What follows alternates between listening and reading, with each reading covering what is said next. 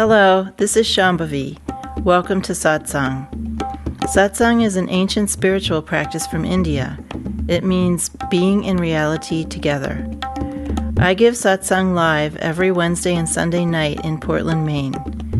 This Dharma talk was recorded during one of our Wednesday night gatherings. Please visit jayakula.org to learn more about the teachings. You can find video satsangs on Jayakula's YouTube channel, and my books are all available on Amazon.com. Much love to you, wherever and however you are.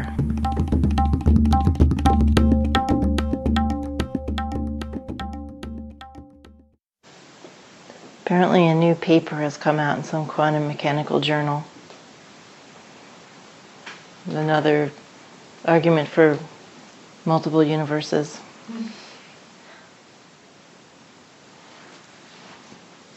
So, our universe is supposedly made up of galaxies upon galaxies. So we're on a planet, supposedly.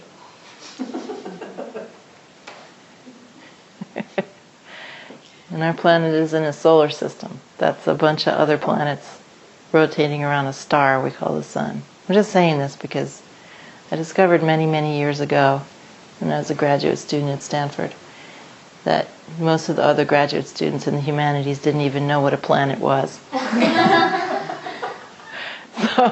Or the difference between a planet and a moon, or a moon and a star. So just in case any of you are in that same condition, I'm laying it out. So we're on a planet rotating around a star we call the sun. And there are a few other planets doing that. And so we call that a solar system, a system of planets rotating around a sun. And then we live in a galaxy where there are many, many, many billions of stars. And some of those stars also have planets rotating around them. And those galaxies, those billions of galaxies, made of billions and billions and squillions of stars, and billions and zillions of planets, make up a universe. And now those quantum physicists are saying there's many, many, many universes. And not only that, but there might be parallel universes, what they call a multiverse. That's what this paper was actually about. Sort of like Fringe. Do any of you have seen that? Where existing simultaneously, there's slightly different versions of each other. Like there's, a you running around doing something else in this other universe that's only slightly different than this one.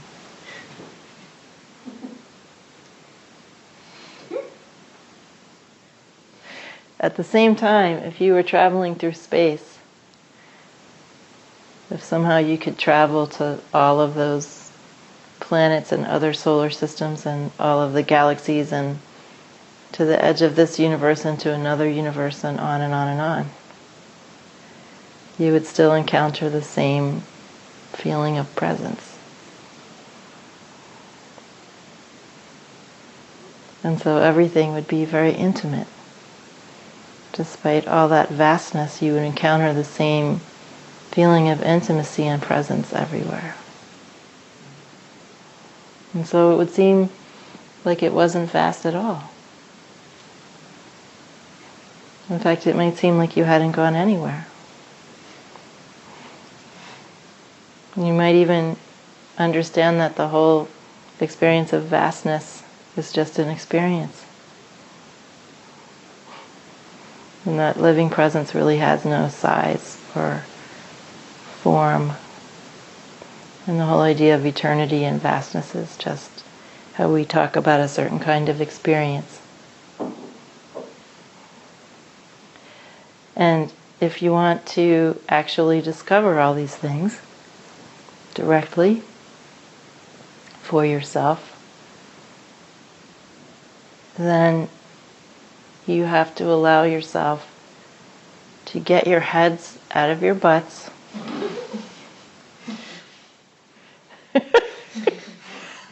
or droop down staring at your navel, whatever you happen to be doing.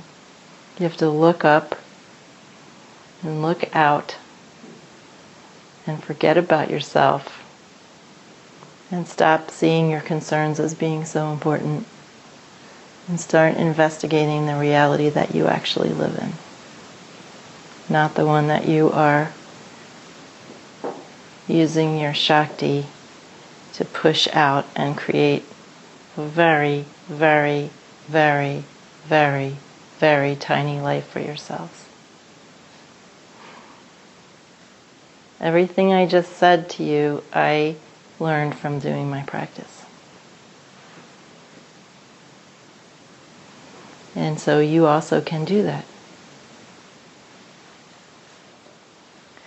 But we have to give up our maniacal self-concern and let our curiosity lead us. Our curiosity about reality and life.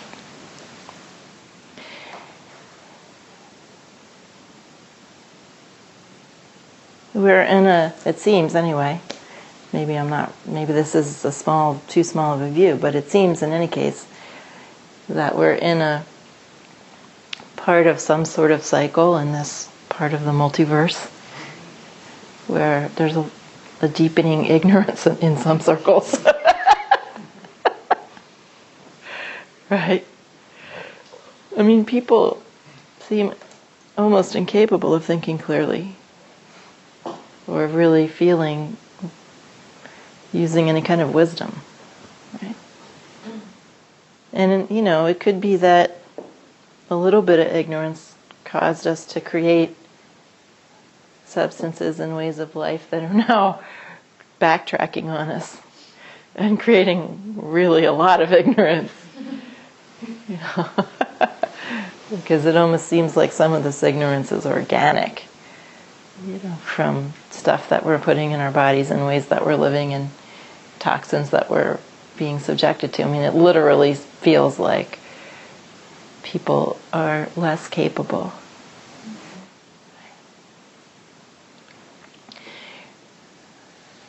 The possibility is there, though, to sail through this and still keep waking up.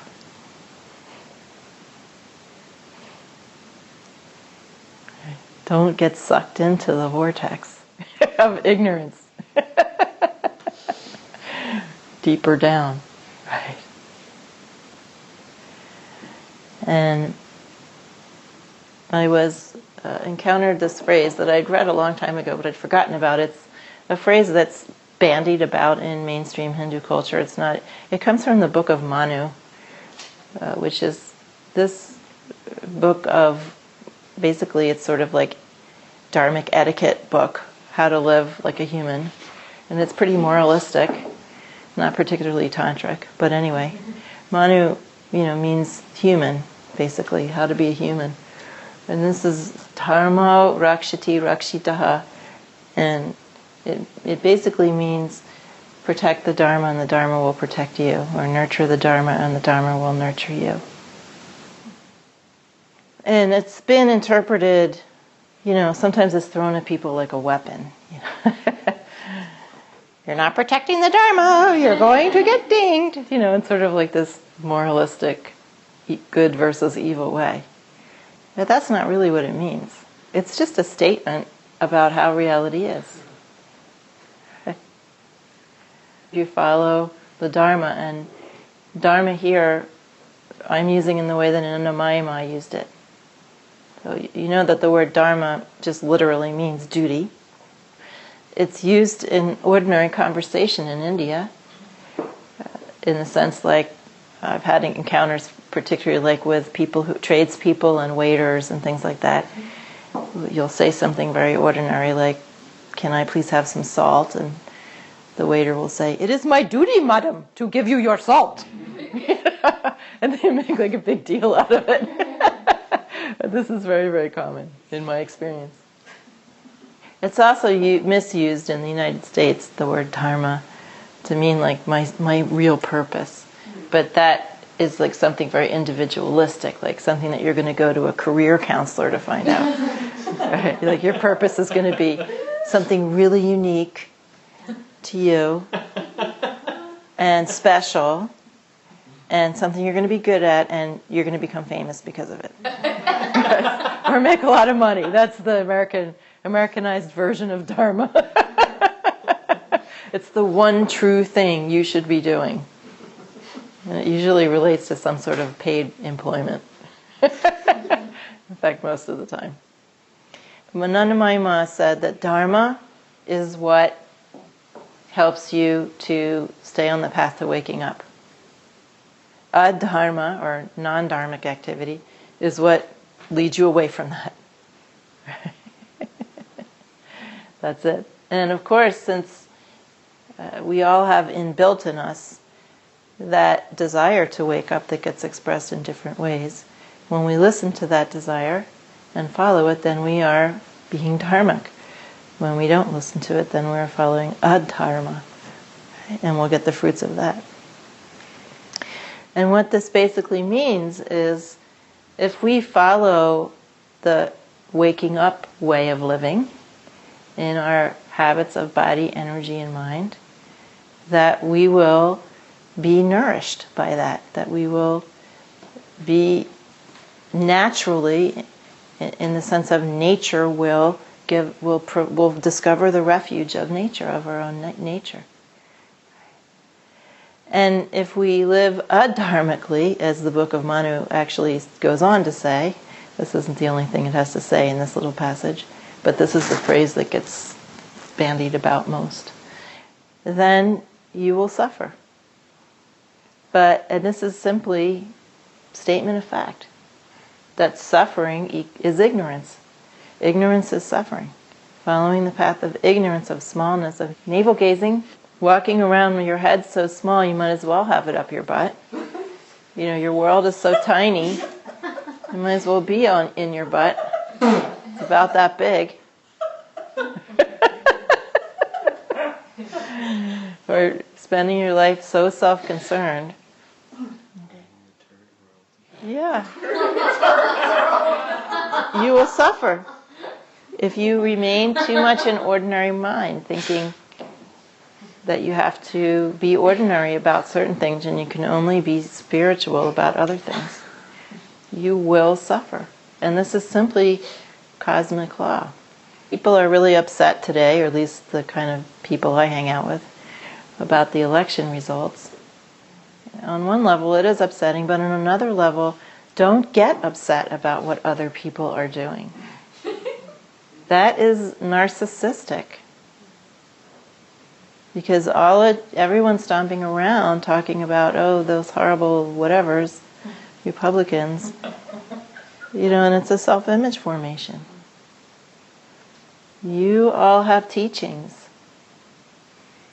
You, at least, even if you haven't received so many teachings yet, you're here doing this, right? You should follow this. Not, you don't have to follow me, but this is where the solution to all of that trauma is. Right? So it's like head up, butt, discovering presence in the vastness.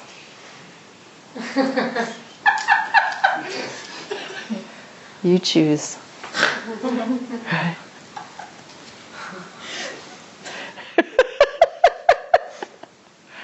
Seriously. You have a choice. And choosing this means stepping outside of your comfort zones, leaving aside your conceptual relationship to living, following your wisdom instincts instead of your conventional mind. You have to step out. The door is open. And there are so many ways in which people don't step out. Just in my experience working with people. You don't even know half the time when an opportunity is arising. You're thinking, I'm too busy, it's too much trouble, it's too far, it's too soon, it's too late, It's too hard. It's not hard enough. You know.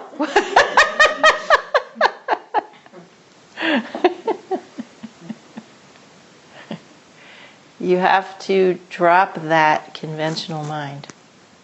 And then what do you put in its place?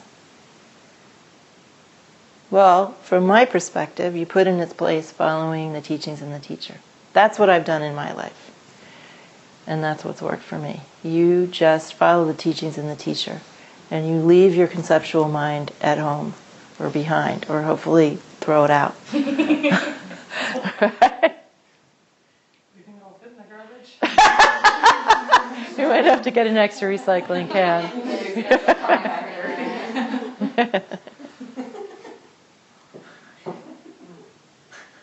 So if you nourish or protect that aspect of you that is seeking to wake up and actually find out where you live, because you don't live where you think you live.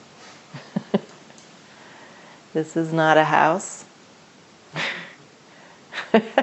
This really isn't a world. And until you know that, you can't enjoy the display of the house and the display of the world. But, we're afraid to experience that. I'm even afraid to. Yeah, it takes a great recalibration to be able to have your senses be able to handle that. But it happens slowly over time. It's not like it's going to happen all at once. You have to follow that. You can't be so ordinary and expect to evade suffering. You can't evade pain, just the experience of pain. If I stab myself, it's going to hurt. But suffering is different. Suffering is built on anxiety and compulsion. Pain is just a passing experience. But you absolutely can stop suffering. But only if you protect the Dharma and follow the Dharma. Follow what helps you to wake up. That's the only way. Do you have to stop protecting what you've been protecting? Yeah. That's your attachments, right? I'm not saying you can't do ordinary seeming things. I mean, I eat, poop, and sleep just like everybody else.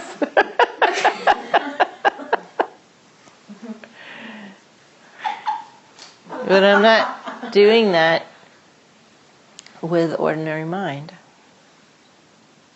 most of the time.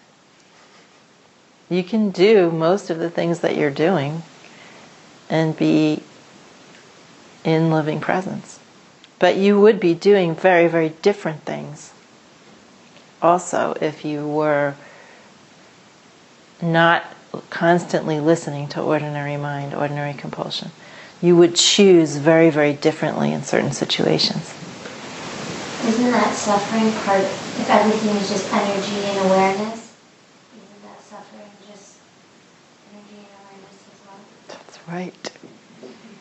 Because the ultimate teaching is there is no suffering. There's an experience of suffering, right? But it doesn't have the same basis in a solid reality that we think it does. Mm-hmm. There are many, many teachings from the Buddhist and the Hindu traditions about that there is no suffering. It's like watching a movie. Exactly. When we watch a movie that has suffering in it, we might cry. We might go, oh, I can't watch. It's terrible. But we paid to see that movie. We're enjoying it. So when we are having this very limited view of life, ordinary mind, conventional mind life, then we are mistaking our experiences for the ultimate reality, right? When we are our senses are more open and we're in this living presence, immersed in that, then lots of things are still manifesting, sorrows and joys, but we aren't relating to them as this ultimate reality. That we just see them like passing shapes, passing forms, passing clouds. And we can enjoy that, right? On some level we can still enjoy that. And teachings generally say that's why this consciousness manifested is so that we can enjoy these things. Well, there isn't really a that is why and because kind of a thing. It's just its nature. Yeah. The nature of reality is to create this kind of experience and many multiverses worths of more experiences. And then the condition of that consciousness and energy is a kind of profound enjoyment of its own nature, what we call ananda. But there's no because or why in there. It just is what it is. And the thing is that you absolutely do not have to be satisfied with understanding it only intellectually. Absolutely not. What I am talking about is something you can live every day in a tangible way. And there may be other ways of getting to that place, but I only know one way. So that's what I teach. There's other traditions, I'm sure, that could also help you to find your way to that. But in any case, what I'm talking about is what I have experienced. I know how I got to this place, and I know that you can also. But we have to stop being so ordinary. Stop measuring and weighing and considering. When the teacher says go, you go. When the teacher says stop, you stop. When the Dharma says do this, you do this. When it says don't do this, you don't do this. When your wisdom heart says go here, you go here. You don't second guess yourself. All of these things are the same.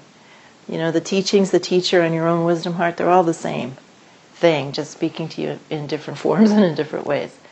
We listen to the teacher. The reason why we listen to the teacher, if we have found the right teacher for us, I'm not just saying any old teacher, is because that teacher is sort of our external wisdom heart.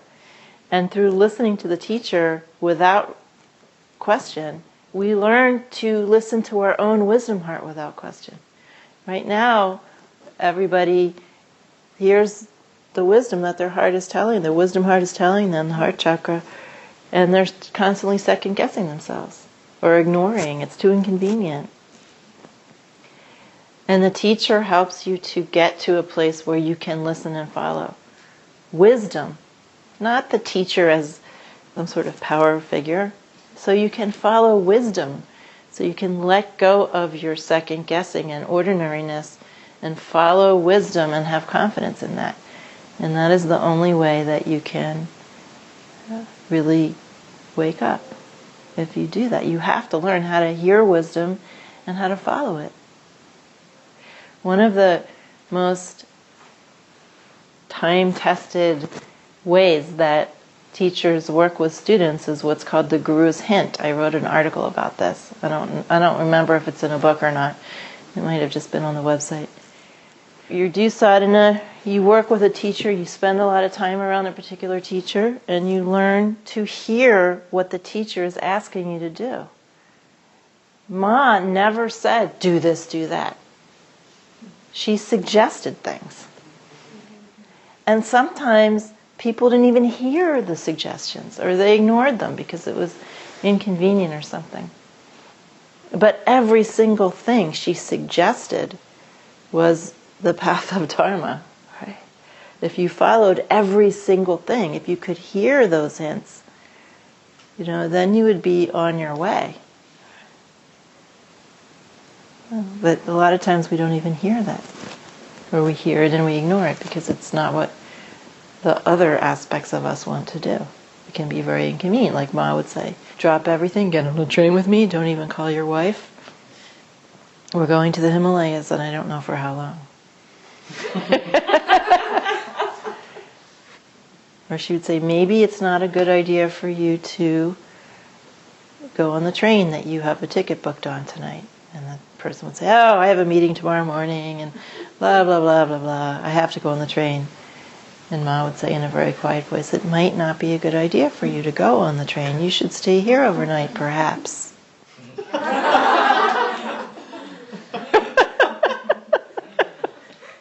And the person would go, no, I have a very important meeting tomorrow morning. And my wife is expecting me. And anyway, I don't want to lose the money on this ticket. This is all ordinary mind. And the person gets on the train's derailed, they're delayed for 3 days, they forget where they're going. Or maybe just they missed an opportunity to have special time with Ma. The teacher says, why don't you come over and spend some time with me at this such and such a time? And oh no, I have to work, and then I have to do this, and then I have to do that. There might be something special happening, you never know. And then you have just let that moment go. So this is what it's about, is learning to follow, learning to hear, learning to follow. The teacher is like your external hearing appliance, teaching you to listen and follow. And then eventually you do enough sadhana and you subtleize your senses, and at some point you can hear every little nuance of the teacher's instruction. And then you can hear your own wisdom heart more, right? And then eventually you don't need an external guru. But you have to learn that. And it requires that you get out of your ordinary mind, conceptual, conventional way of being in the world.